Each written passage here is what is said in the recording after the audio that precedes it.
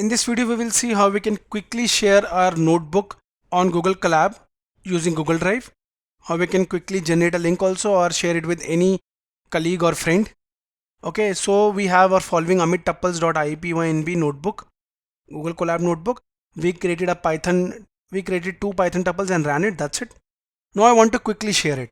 So as you know, all changes saved. You can see it automatically saved our file to Google Drive. Okay, but I want to share it quickly. I don't want to move to Google Drive in a new tab. So what I'll do, I'll just click on share. That's it. It will directly give me an option to add email IDs of people I want to share, just like in Google Drive, and I'll just click on done. With that, I can also get a link of it. I can copy link, it will copy it, or I can click on change to anyone with the link. So it will give me an access to restrict or allow anyone on the internet to view it. Okay, I can also add a commenter or editor here.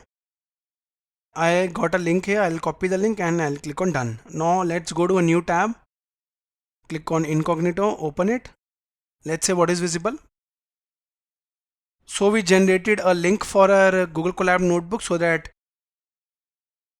we can easily share it with anyone. Herein you can see we generated it without even signing. We open a new tab, new private incognito tab. So without even signing, you will get a following link. You can share this link with anyone on your email or anywhere to show your sample code.